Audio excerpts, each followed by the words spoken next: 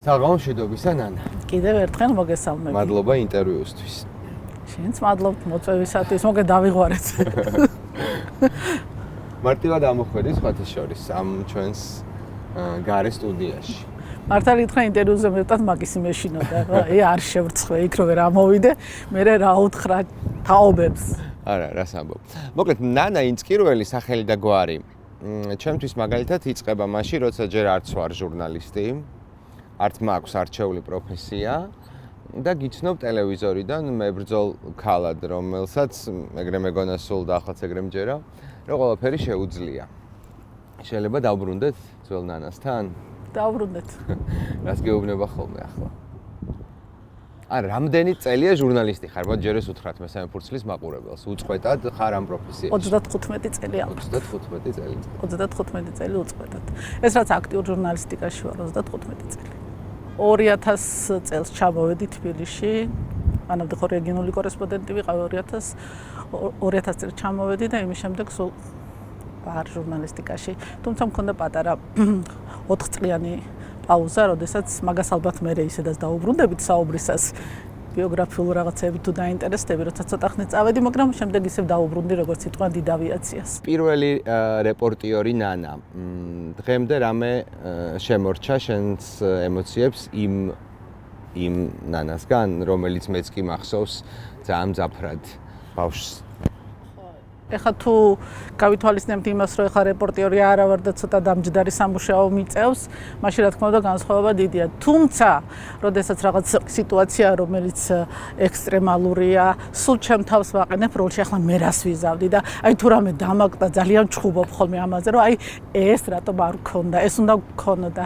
ახლა წარმოვიდგენ ხოლმე შევდივარ იმ ჟურნალისტის ნაწილში და ვფიქრობ, ეხლა მე რო იქ რო ვიყო, ამას ასე გავაკეთებდი, თუ შეცდომას დაუშვებდი, მე რა იქნებოდა, ეხლა რო შევხედო ამას ყველაფერს, მაგრამ სულ ამაქვს იმის განცდა, სულ მაქვს, რომ აი ცოტა ადრე მომიწია აქტიური ჟურნალისტიკიდან წასვლა, ანუ რეპორტიორობას ცოტა ადრე დავადიბე, იმიტომ რომ ამის უკმარისობა დღემდე მაქვს.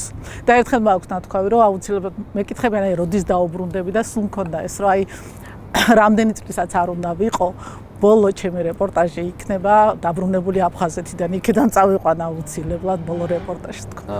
იმედი ღმერთი მისმენს და გავაკეთებ ამას. მაგარი იქნება ეგეთი ჩართვა აფხაზეთიდან, სუპერ. ფანტასტიკური იქნება. ადრე მომიწიაო წასვლაო და შეიძლება ვიკითხოთ, რატომ ფიქრობს ახლა ამ გადმოსახედიდან ნანა ინსკირველი, რომ რეპორტინგი მალე დატოვა.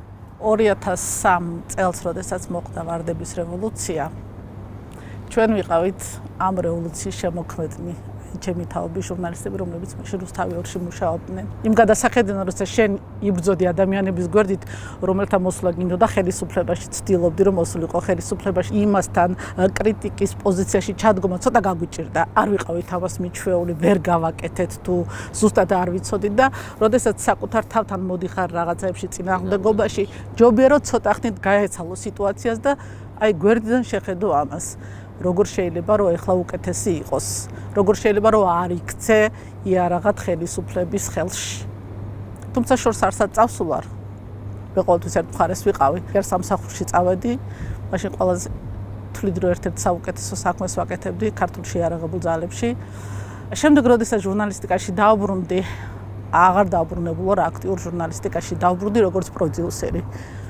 ჩავთვალე რომ ისედაც თითქოს ჩავთვალე რომ უკვე მოხუცი ვიყავი ამისთვის. მაშინ სამწუხაროდ ესე იყო, რომ ქართულ ჟურნალისტიკაში სახეები ძალიან ახალგაზრდები არიან და აი მაგათაც ჩემი ასაკის ადამიანი ეთერში თუ ზის უკვე ეს ითვლება რომ არაპოპულარულია სამწუხაროდ, თუმცა დრომ ეს ყველაფერი გადააფასა და ამიტომ ასე მოხდა მოკლედ რა. მაგრამ მე შენი საუბრიდან ხვდები, რომ რეპორტიორ ნანას ისევ ვნახავთ. თუ აფხაზეთი დავიბრუნეთ, ხოლმე თუ სხვა შემთხვევაში. არა, რეპორტიორი ნანა ყოველთვის ცოცხლობს ჩემთვის შიშინაგანად. და ამიტომაც ალბათ მიადვილდება იქ მუშაობა, სადაც მუშაობს. ამიტომაც უფრო მიადვილდება ჟურნალისტებთან ურთიერთობა. არა ვარ დავუშვათ ხელმძღვანელი, რომელიც ციდან ჩამოფრინდა და რომელმაც არ იცის ველზე რა ხდება. ხო, ეს ამ მნიშვნელოვანია, როდესაც შენი ვებ პროდიუსერი თავად იყო რეპორტიორი, ის სწორად ხვდება რა არის შემთხვევის ადგილზე და რას ატყუებდა, რას ვერ ატყუებდა, როგორც ვერ მოგატყუებს. საკმაოდ დიდი გამოცდილება გაქვს ნიუსრუმების მართვის, ხო? და ეს კიდევ ახალი და საკმაოდ ისეთი დიდი გამოცდილებაა, საკმაოდ რთული საქმე არის. მე და შენ ერთმანეთს რუსთავი ორის ნიუსრუმში შევხვდით, როდესაც შენ ჩვენს პროდიუსერად მოხვედი. მე ნანამასწ. კი, და იქედან ბევრი წელია რომ ძალიან მიყვარხარ და დიდ პატივს გცემ. და სხვა ნიუსრუმებიც იყო, მაგრამ ეს უდიდესი გამოცდილებაა, ხო, ნიუსრუმების მართვის და ალბათ მაინც მინდა რომ რუსთავი ორში დავბრუნდეთ ორჯერ იყავი იქ, იყავი რეპორტიორი ოქროს ხანაში ჟურნალისტიკის, ჩემი აზრით, ქართული ტელეჟურნალისტიკის და შემდეგ უკვე პროდიუსერად რამდენიმე წელი ვიდრე იქედან გამოგყრიდნენ. ვინ იყო შენთვის ყველაზე კარგი რეპორტიორი? მინდა რომ ჩემი თაობისა. არა, ნიუსრუმში შენ მიგება რა. ეგ ცოტა ბევრი კარგი იყო. ბევრი კარგი იყო, რომელიც შემორჩა დღემდე ასე კარგად. მაგრამ ხა ცოტა უხერხულ სიტუაციაში ვაყენე. შეკარგად იცი რომ მე არ მყავდა ესე გამორჩეული, როგორც ასეთი საყვარელი ჟურნალისტები. მაგრამ ჩემი იმედი სულ მქონდა და ახლა ჩემი იმედი სულ. კაი, ნიუსრუმიდან რუსთავი ორის რუსთავი ორიდან წამოსვლა ალბათ ჩემთვის ამძიმე ეპიზოდია და ვიცი რომ ყველა რუსთავი ორელისთვის და მით უფრო ისეთი რუსთავი ორელისთვის რომლის უფრო მეტად იყო და არის ის ტელევიზია. პოდკასტში უსმენდი კეთის ინტერვიუს, რომელმაც თქვა რომ ძალიან მარტივად მივიღე გადაწყვეტილება წამოსვლის, რომ აქ ჩემი ადგილი აღარ იყო. მე რო გითხრა, მე ძალიან დიდი ხანი დამჭირდა. დიდი რა, შედარებით მეტი დრო დამჭირდა იმის გააზრება, რომ აი აქ დამთავრდა ყველაფერი და ჩემი ადგილი არა. დიდხანს ვაანალიზებდი. ავიღე შვებულება. და აი ერთკვირიანი ფიქრის შემდეგ მივხვდი, რომ ვეღარ დავიბრუნებდით იმას იქ რაც იყო. მიუხედავად იმისა, რომ ხო იცი როგორც ხდება დაპირებები არის, რომ აქ სარედაქციო პოლიტიკა არ შეიცვლება, რომ ყველაფერი ისე იქნება, დაგიხატავდნენ ოქროს სიტუაციას, მაგრამ მივხვდი, რომ წარმოუდგენელი იყო. თან ყველა ჩემი მეგობარი, ვისთან ერთადაც გავიარე მთელი ეს წლები, იქ აღარ რჩებოდა. რაღაც შეჩვეული რაზეც ვარ, მიჭირს იმის შემდეგ დატოვება, შეჩვეული სიტუაცია მიყვარს ხოლმე. აი სიახლეებს ძნელად ვეგუები. შეიძლება არ არის კარგი თვისება, მაგრამ აი არა ვარ ეს სიახლეების მოყვარული ადამიანი, მირჩევენ რომ იმ ძველ სიტუაციაში ახლებურად წარმართო რაღაცები. მოკლედ მტკივნეული იყო, რა თქმა უნდა. და მე ვთვლი, რომ ჩემს ცხოვრებაში დამთავრდა ერთი დიდი ეპოქა, რომელიც უკავშირდება რუსთავი ორს. ნანა ინწკირველი რეგიონიდან ჩამოსული ერთი უბრალო ადამიანი რუსთავმა ორმა შექმნა პოპულარულ ცნობად და იმ ადამიანად, რომელსაც დღეს შენ ხედავ. რომ არა რუსთავი ორი, არ ვიცი ჩემი ადგილი დღეს ად იქნებოდა. ჩემი ცხოვრების საუკეთესო წლები უკავშირდება რუსთავი ორს და ძალიან დიდი გულის ტკივილი მაქვს იმასთან დაკავშირებით, რომ დღეს იქ ჩვენ აღარ ვართ. უფრო დიდი ნოსტალგია მაქვს აი იმ პირველი რუსთავი ორის.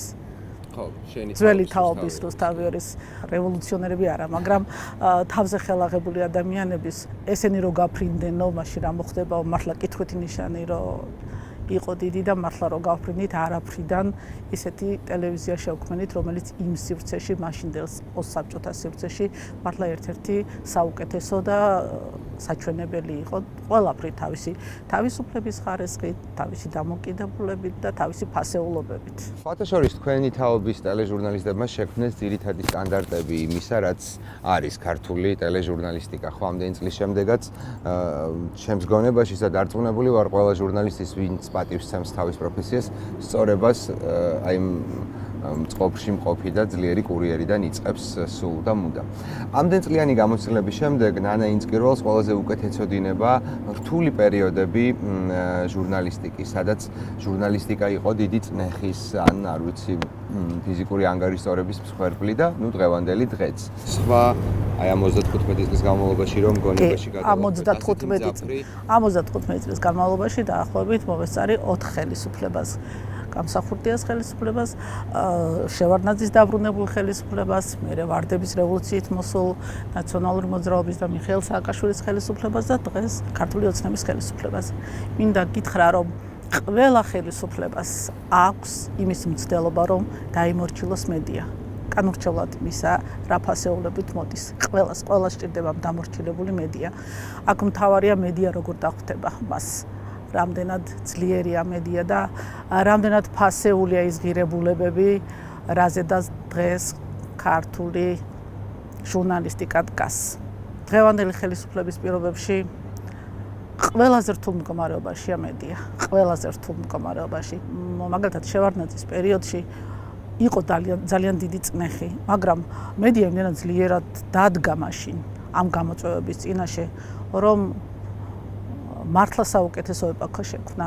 თუ თვალს გადაავლებ ახლა ქართულ ტელესივრცეს, უმეტესი ადამიანები, რომლებიც დღეს ქართულ დამოუკიდებელ მედიაში და დამოუკიდებელ მედიაში სახეებს წარმოადგენენ, ქმნიან ამინდს, არიან ის ადამიანები, რომლებმაც მაშინ დაიწყეს თავისი საქმიანობა და მაშინ მოღვაწეობდნენ. ახალი თაობაც შეემატა, მაგრამ ისინი გაყვაულ გზაზე წავიდნენ. ეს იყო ჩვენი პირველი თაობის მიერ გაყვავული გზა. ხომ არ ფიქრობ, რომ მაგალითად ჟურნალისტიკა პირველად ჟურნალისტები პრინციპში პირველად არ დამორჩილდნენ ხელისუფლებას აი 2012 წელს. დღევანდელ ჟურნალისტიკას ჰქონდა კარგი გამოცდილება. კარგი გამოცდილება ჰქონდა. ერთხელ თუ წაუჩოქებ, მერე ამის გამოსწორება ძალიან ძნელი იქნება. დღეს ქართული მედია დგას იმ რეალობის წინაშე, რომ ან უნდა გაიმარჯო, ან უნდა დამთავრდეს ყველაფერი. ამიტომ ბრძოლა ყოველთვის ღირს. ჩვენ თუ ეხლა ამ გამოწვევებს ვერ გაუძელით, ჩვენ თუ არ დავდეგით ყარად, ალბათ შემდეგ არაფერი აღარ იქნება. შემდეგ იქნება ჩვეულებრივი ერთი კორეული მედია, რომელიც იტყვის იმას, რასაც ხელისუფლება ეტყვის. აი ამ ბნელ ფიქრებში, როდესაც ვარ ხოლმე და ალბათ შენც ხარ, ყველაზე უფრო მეტად მაინც რა გაშინებს დღევანდელ მოცემულობაში, იმიტომ რომ ძალიან არაპროგნოზირებადი და საშიშია ხელისუფალი, რომელიც ახლა არის. ხო, აი ჩვენს თან მიმართებაში ძალიან საშიშია. გურამ როგავოს სასტიკი ცემა, რომელიც ძლივს გადაურჩა სიკვდილს მზია ციხეში.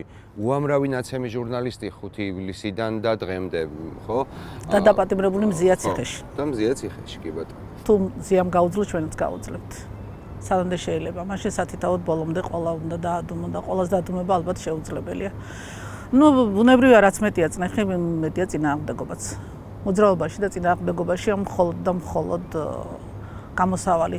დღეს კომუნიკაციები ისე წინ წავიდა, რომ შენი სიტყვის მიღწევა ალბათ არ იქნება რთული იმ ადამიანებამდე, ვინც ამას ითხოვს. რთულია ეს გზა მოკლედ, რა ჩვენ რთული გზა გავიარეთ. აი ბოლო 2 წელიწადი მე და შენ მაგალითად ამ ტელევიზიაში ყველა დღე დახურვის საფრთხის წინაშე ვართ. ყველა დღე ეკონომიკურ პრობლემებს ვაწყდებით. მუშაობთ ფაქტიურად ენთუზიაზმის ხარჯზე. ბრძოლაში არა ვართ. მე და შენ ბრძოლაში არა ვართ. ჩვენ ყველანი ბრძოლაში ვართ. ესაა გასაღები, ამის მეტი მე არ ვიცი. სხვაგვარად არ ვიცი როგორ უნდა იყოს. ესაა ალბათ ამოსავალი წერტილი. ჩვენ ვიბრძვით. ვიბრძვით თავისუფლებისათვის, სიტყვის თავისუფლებისათვის, ვიბრძვით დემოკრატიისათვის, ვიბრძვით ქვეყნის ნათელი მომავლისათვის, ვიბრძვით იმისთვის, რომ უკან არასოდეს არ დავბრუნდეთ. ვიბრძვით იმისთვის, რომ არ დაუახლოვდეთ ასე ძალიან იმ ქვეყანას და არ მოვექცეთ იმ ქვეყნის გავლენის ქვეშ, რომელმაც შენი ქვეყნის 20% მიითვისა და დღემდე გრძელდება ოკუპაცია, რომელმაც საუკეთესო ბიჭები დაგვიხოცა, რომლებმაც გოგოებზე იძალადეს. ჩვენ ხომ ვიცით 1000 დასკვნა საერთაშორისო ორგანიზაციების რა სისაძაგლეებს აკეთებდნენ, რატომ უნდა დავრუნდეთ იმ ორბიტაზე, რომელიც არასოდეს ისტორიულად არ იყო ჩვენი კეთილმოსურნე, ვერ გამიგია რატომ. როდესაც ქვეყნის წინაშე გაცილებით უფრო დიდი პერსპექტივა, როდესაც შეიძლება შენ შვილებს, ჩემ შვილებს, შვილიშვილებს უკეთესი მომავალი გქონდეს, რატომ უნდა მოუსპო ეგ მომავალი, ვერ გამიგია. და ხვალ შენ შვილს როგორ ჩახედავ თვალში, ან მე ჩემ შვილიშვილებს რა უპასუხო, რომ არ ვიბრძოლე? არ გავაკეთე რაც შემეძლო, მე გავაკეთებ ჩემს მაქსიმუმს. რა გამოვა მეორე საკითხია, მაგრამ მე ჩემს სინდისთან ვიქნები მართალი, რომ ვიბრძოლე, რომ არ დამნებდი. თან იმდენად გაყოფილია ეს სამთავრობო და დამოუკიდებელი მედია სივრცე ერთმანეთისგან, ორი სხვადასხვა დღე და ღამე ასე განსხვავდება ერთმანეთისგან. პროპაგანდა ძალიან ძლიერია, ვერ ვიტყვით, რომ ადვილია მასთან გამკლავება, ძალიან რთულია გამკლავება. მით უფრო მაშინ, როდესაც 3 დამოუკიდებელი მედია ვიყავით ტელესივრცეში ამ ამას გულისხმობ, აქედან ერთი გამოგვაკლდა. ეს ჩვენთვის არის ძალიან დიდი დანაკლისი. სამი ხმა როცა ისმის გაცილებით უფრო კარგია, სამხმოვანია ქართული სიმღერა და ეხლა ორ ხმაში უმღერი ვართ ჩვენ. მინდა რომ ფორმულაში მოვიდეთ, შენ ხარ ფორმულა საინფორმაციო სამსახურის ხელმძღვანელი და საკმაოდ რთულ დროს ერთია რომ ნიუსრუმის მართვის გამოცდილება გქონდეს, მაგრამ მეორეა რომ აი ესეთ რთულ და კრიზისულ სიტუაციაში მართავდე ნიუსრუმს. უდიდესი ფინანსური კრიზისი. მოდი ფორმულას ნიუსრუმიდან დაგველაპარაკე. ეგ არის ახალი გამოცდილება ჩემთვის. 35 წელი ვამბობ, მაგრამ ეს ბოლო 3 წელი არის რაღაც სულ სხვა ეტაპი ჩემს ცხოვრებაში, ჩემს ჟურნალისტურ საქმიანობაში. რო არ დაგიმალო მართვის სტილიც კი შევიცვალე. თუ ადრე შეიძლება იყო მომთხოვდი, აი გინდა თუ არა ეს ასე გააკეთე. ეხა შედიხარ ადამიანის სიტუაციაში, ჟურნალისტის სიტუაციაში, თან უნდა შეხვიდე, თან უნდა მოსთხოვო, თან უნდა გააკეთო, თან რეპორტაჟი უნდა ქონდეს, ყველაფერი უნდა ქონდეს და რესურსი გაქვს მინიმალური. ამ რესურსების გადანაწილება არის ყველაზე მეტი სირთულე დღეს ნიუსრუმის პირობებში, ყველაზე რთული. როგორ გაანაწილო მინიმალური რესურსი, ის რომ ეგ-ეყოს. არა და ამბები ძალიან ბევრი ხდება, ელვისის რაფით ვითარდება სიტუაცია. კიდე კარგი ხანდახან გვეშველება დღეს ახლა ამ კადრის სიწმინდეზე დიდად არ არის მოთხოვნილება, მთავარია რომ მიაწოდო ინფორმაცია და ეს კომუნიკაციის საშუალებები, ტელეფონი, ვიდეოს, ვისგან მოწოდებული კადრი, ყველაფერი ნიუსია დღეს და ყველაფერი ნიუსის წყაროა და რა ვიცი, რთულია. რთულია დღეს მუშაობა. ასე რთული არასოდეს არ ყოფილა მუშაობა. მე არ ვიცი, ხანდახან ვამბობ იმას იქნება რა ეს ყველაფერი ასაკის ბრალია და დაუბერდი იქნებ და დავიღალე იქნებ, მაგრამ ასეთი რთულ სიტუაციაში არასოდეს არ ყოფილვართ. შენ არ გიჭირს მუშაობა? ძალიან. როგორ ანაწილებ რესურსს? აი, შენ რო გადაღებაზე მანქანა მიყავს, ნიუსი იმის ნახევარი რესურსით მუშაობს. ხვდები როგორ არის? იცი როგორც არის ეგ და ძალიან რთულია. ალბათ თუ ამ სირთულეში რაღაც რო გამოგდის, მე უფრო გამარჯვებული ხარ თითქოს, რომ მიუხედავად ბევრი სირთულისა, მაინც რაღაც გამოგივიდა ისე. ხო, რაღაც გამოგდის ეს არა, რაღაც უნდა გამოგივიდეს, რაღაც არა, თუ გამოგდის, კარგად კარგია. რაღაც როცა გამოგდის, ყოველთვის დაუკმაყოფილებლობით გრძნობა გაქვს. მე არასოდეს კმაყოფილი არა ვარ იმით, რასაც ვაკეთებ, რომ გონია რომ უკეთესი შეიძლება გაკეთდეს და შეიძლება რა თქმა უნდა უკეთესი გაკეთდეს. მაგრამ რაც არის ეს არის გაჩუმებულ ტელევიზიას, დადუმებულ ტელევიზიას ჯობს ყველაფერი, ასე ვიმაუწყებლოთ, სათქმელი ვთქვათ და უკან არ დავიხიოთ, როგორმე ერთი ადამიანი მაინც ხო გაიგებს ჩვენს ნათქვამს. თავარი ეგა. ბევრჯერ ყოფილვართ იმის კატასტროფის წინაშე, რომ შეიძლება ხვალ უკვე ვეღარ გავიდეთ ეთერში, მაგრამ გავიტანთ. ეგ კი სიამაყის გრძნობას. კი, ეგ კი ნამდვილად სიამაყის გრძნობას გვრის, როდესაც მოიხედავ უკან და აუ რა გავიარეთ, ქაშიკ რაები გავიარეთ, მართლა ხო იცი რაებიც გავიარეთ.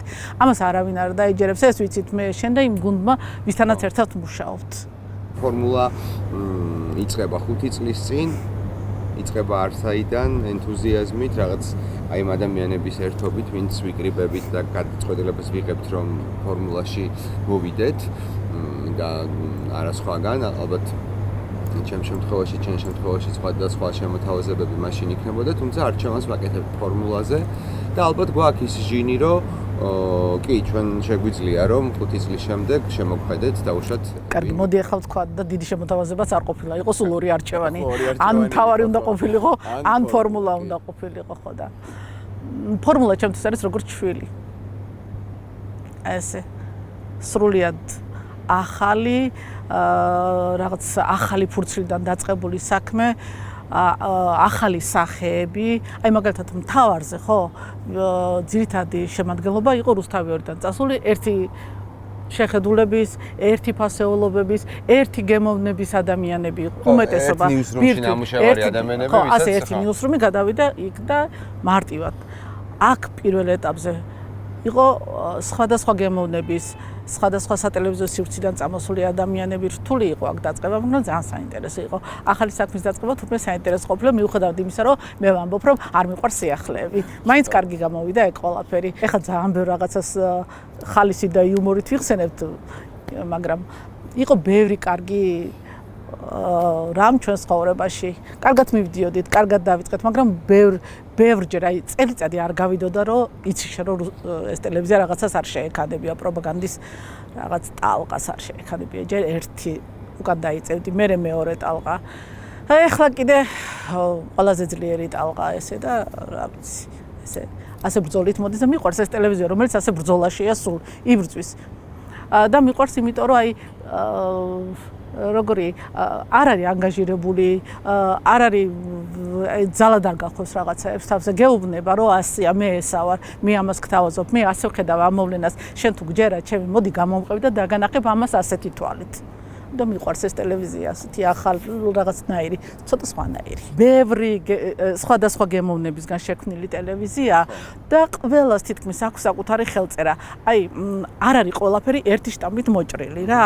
არის ყველა საკუთარი ხელწერა, ინდივიდუალიზმს ინარჩუნებს ყველა თითოეული გადაცემა, თითოეული წამყვანი ток-შოუს წამყვანი იქნება, ჟურნალისტი იქნება, ყველას ისე აქ და აი მომწონს ეს აი რომ ნახავ ვიღაცის სიუჟეტს, არ რომ ნახავ ვიღაცის ფრაზას. აი ვიტყვი რომ აუ ეს ქაშიკა მთქვა, ან ვიტყვი ეს ჟიჟი მთქვა, ან ვიტყვი ეს სანაიასია, ყველა ვარიანტი ამას სხვა ვერ იტყო და ასე.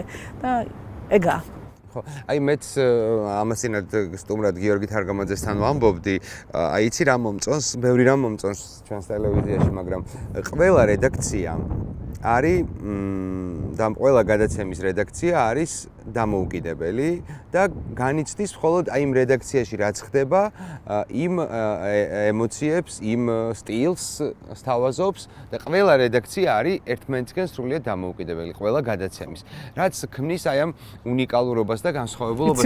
არ არის ერთხაზოვნება, რაღაცა ერთი ფერი, ერთი ხმა, ერთი სტილი, ანუ ეს ძალიან დამღლელიც არის მაყურებლისთვის. ეგ არის გურული კრივანჭული. ყველა სხვადასხვა ხვას მღერის და საბოლოოდ ერთ ხმაში იყრის ყველა თავს და ერთი სიმღერა გამოდის, ასე უყურებთ მე ამას ყველაფერს და კარგი მოსასმენია სხვათა შორის არ არის ცუდი მოსასმენი. ამიტომ არ მინდა რომ ეგ ყველაფერი გაჩერდეს. მინდა რომ ვიბრძოლოთ ამის შენარჩუნებისათვის. ჟურნალისტისა და რეპორტიორი ნანას მიღმა მინდა რომ გავიდეთ.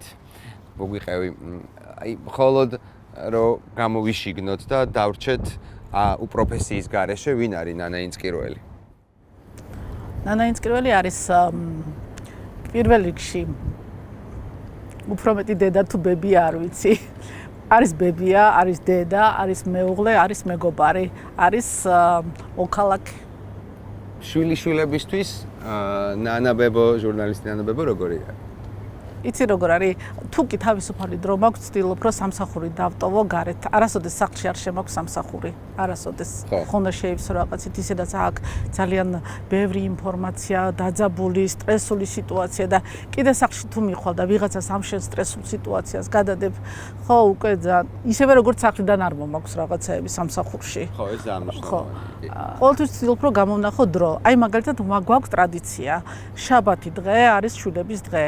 შაბათ დღეს ყველა თუ რამე ისეთ განსაკუთრებული არ ხდება, უმეტეს შემთხვევაში ვიკრიბებით ერთ-ერთ სადილზე.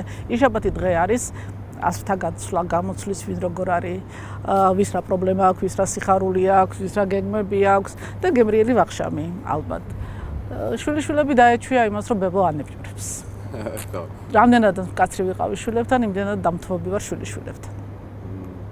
და ეხლა შევთვენ ახსენე ვახშამი და არ შემიძლია სამი ფორმულას მაყურებელს არ უთხრა იანვარში როგორი მიჩვეულები ვართ და განმეორებული შენგან გურული გემრიელი ღვეზელებით.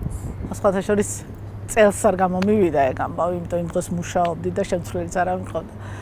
აი ხა კიდე მოვიდა ჩვენი ლაფერა მიცოდა ხოლმე რომ აი გეხვეწებიო მაგ დღეს მე გავაკეთებ ყველაფერს. დღის პროდიუსერიც ვიქნები, ღამის პროდიუსერიც ვიქნები ყველაფერს. ოღონდ ეს ერთი წმინდა დღე შენ ამ როლით იყავი ჩვენთან. ეს ერთი დღე ვიყავი თავისუფალი და ამ საშობაო ღვეზლებით ვანებივრებდი. ლაფერა როგორ ყველგან არის არა? ყველგან არის. აი ყველგან არის, აი სულ ყველგან არის. დღეს რაღაცა ვერ გავიხსენე და ვფიქრობდი რომ აი ეხლა რო იყოს ვკითხავდი და ეგრევე მეტყოდა. საყოფაცხოვრებო რაღაცა იყო, საერთოდ არ უკავშირდებოდა ჟურნალისტიკას. აი მეტყოდა ეხლა რომ აი ყველაფერზე ამაკლია ხოლმე და ვერჯელ და რა რთული სიტუაცია იყო ჩვენთან, უფრო რთული სიტუაცია იყო კიდევ ვიდრე ეხლა როდესაც თვითონ ასე უჩუმრად კაცმა კარი გაიხურა და წავიდა ესე და ნეტა ენახა რომ ცოტა მოვძლიერდი და ცოტა ფეხზე დავტექი. ხო, შორის მეც ეს მიფიქრე, იმიტომ რომ მაშინ როცა ლაფერა გარდაიცვალა, ხო ურთულესი პერიოდი გქონდა. აი ზუსტად ის დღე არის ხოლ ეთერში გავალთ თუ არა ის პერიოდი უმძიმესი და სულ ის ფიქრები მაქვს რა დღესაც რომ კაცი ისე მოკვდა რომ ალბათ ფიქრობდა რომ აი ფორმულაც აღარ არის და მართლა ხედავდეს ახლა რომ გამოუძველით და გადავრჩით. თუ როგორც ვართ არ ვიცი. ძალიან დიდი დამსახურებაა მისი ზოგადად ყველაფერი ამ ხო, რაც შეიქმნა და თავი მოუყარა და დაიწყო, სათავეებთან ლაფერა იყო, ხო? ლაფერა იყო. სულ იქნება ლაფერა. კი, ლაფერას ვერავინ ვერ წაშლის. სულ იქნება. რა თქმა უნდა. იმის თვალით რომ შეხედავ რაღაცა სულ სხვა რამეა, ხო, ის ახლა ეს რა სიტყვა და სულ მაქვს ეს და ეს რა სიტყვა და ეხა ამ მესამე ფურცლის ეპიზოდებზე მე და თავს ვამბობთ ხოლმე რომ ხეიტყვა და რომ ვთქვი რა მაგრად გაკლიათ ყოველ კვირა რომ იქ უნდა აძვრეთ და ესენი რომ დააზიდოთ და ძალიან მაინტერესებს. ვიდრე ამ გადაცემას დავიწყებდით, ქონდა გეგმაში მე და თაზოს რომ YouTube-ზე გადაცემა დაგვეწყოდა. აი აქ გასასვლელში შემხვდა ეზოსთან და მე ვთხარი მე და თაზო YouTube channel-ს ვიწყებთ მეთქი და ხო იქნები ჩემი გადაცემის პირველი სტუმრი. ხო იცი უცნაური კაცი იყო, შეიძლება ეთქვა რომ არა არ იქნება და მარტივად დამთანხმდა, კი ვიქნები და მაგრამ ნუ ისე მოხდა რომ ჩვენ ეს გადაცემა გვიან დავიწყეთ და ის უკვე ცოცხალი აღარ არის. ძალიან გულდასწყვეტი არის რა. კი. და სხვა შორის ლაფერა ამ პროფესიას ძალიან დააკლდა და მას შემდეგ კიდევ რაღაცა ახალ მოძრაობას ვიწყებ მე თვითონ, ანუ ახლიდან მინდა რომ ის რაც მიჩვეული ვიყავი რომ ის გამიკეთებდა, ის მე უნდა გავაკეთო და ეს ძალიან რთულია რაღაცნაირად რა. დაგვრჩა რამე კიდე. პრინციპში ყველაფერზე ვისაუბრეთ და ძალიან საინტერესოა, მაგრამ მაინც მინდა რომ გკითხო ჩვენი პროფესიის ხვალინდელ დღეზე. ჩვენი ბრძოლის იარაღი არის ერთადერთი სიმართლე. სიმართლე და მხოლოდ სიმართლეს ხა ვერაფერთ ვერ მოერები ვერავის. თავარი რომ არ დამნებდეთ, რა ვიცი. შენ თუ არ დანებდე, მე თუ არ დამნებდი, თაზო არ დანებდა, ეს არ დანებდა, ეს არ დანებდა, არავინ არ დანებდა. არ მართლა როგორ შეიძლება ასე ყველას. მაშინ ყველაფერი დამთავრდება. თუ ყველა ერთ აზრზე მყოფი ადამიანი, რომელიც ეხლა ჩვენაირად ფიქრობს, ყველა ამ ადამიანს მოერია ეს ხელისუფლება, თუ ყველა დააჩუმა, თუ ზია დააჩოქა, რომელიც 7 საათიც კი დგას თავის სასამართლო პროცესებზე ფეხზე და ამბობს, რომ არ მოაწერს ხელშეწყალების განცხადებას, არ ითხოვს შეწყალებას, რომ ეს მისთვის იქნება დამამცირებელი, მაშინ როგორ უნდა მოგვერიო? და თუ ამას ყველას მოერია ხელისუფლება, მაშინ დამთავრდება ყველაფერი და არ შეიძლება, არ არსებობს. დღეს დამთავრდება, ხვალ მაინც სადღაც ამოჩქებს ეს ყველაფერი. მე ვერ გავაკეთებ, ჩვენი შვილები მომავალი თაობა აუცილებლად გააგრძელებს. არ შეიძლება დიდხანს დიქტატურა, არ შეიძლება დიდხანს იარსებოს დიქტატურა. ნუ დიდხანს ახლა ისტორიისათვის შეიძლება 20-25 წელი არაფერი არაა. ჩვენთვის კი დიდხანს ეგ, მაგრამ ისტორიისთვის არაფერი არა. მე ისტორიულ ჭრილში ვამბობ, განცდა მაქვს ამისი, რომ რაღაცა აუცილებლად კარგი იქნება. სხვანაირად არ შეიძლება. კი. ძალიან დიდი მადლობა. და სანამ წახვალ, ლუკა მეუბნებოდა რომ ნანა გეტყვისო რომ ეს ჯადო რა მომიტანე, რა გამიკეთე, საჩქარი მაქვს შენთვის. ხო. მოკლედ დღეს ვიფიქრე და რახან იცი და იმიცნობ როგორი უცნაური ვარ, მთელი ზაფხულის ბაბუაწვერები ერთ ბოთლში ჩავამწყდიე და ლოკოკინის ნიჟარები. რა უცნაური ბიჭი ხარ. მთელი თვე, მთელი ეს აგვისტო და ივლისი ერთ ბოთლში მოვათავსე ბაბუაწვერების მთელი მინდორია შიგნით და სიტყვა იცი თბილია. ხო? ხო. შეიძლება, არ ვიცი. ძალიან თბილია. და რა ვიცი რა გინდა ნიუსრუმში დაადენ რაღაც სუვენირი. შიგნით რაც იყო ის დალიე? ის დავლიე ხო? ის დავლიე. მაგრამ უჩემო დაგილევი. არა უშავს ბაბუაწვერად კარგია სამახსოვროდ. შევინახავ ამას. სხვათა შორის სახლში მაქვს ეგეთი კუთხე შუშის თაროები მაქვს და იქ ესეთ რაღაცა ეშმაკობები და მაიმუნობები მოლაგია ხოლმე და დავდება ამას. ის სისულელებს რო ვაკეთებ ხოლმე და თან ვფიქრობდი რა შენ რო ხარ იმიტომ წამოიღე სხვა ხა შეიძლება ეთქვა რომ ეს არის ქაშიკა და იყოს ქაშიკა ჩემთან. ძალიან დიდი მადლობა. ჯაგეხუტები. შენ ტყილა ამბობ რომ რაღაცას ჯადოს ვიტყოდი მე ამ ფიქრში.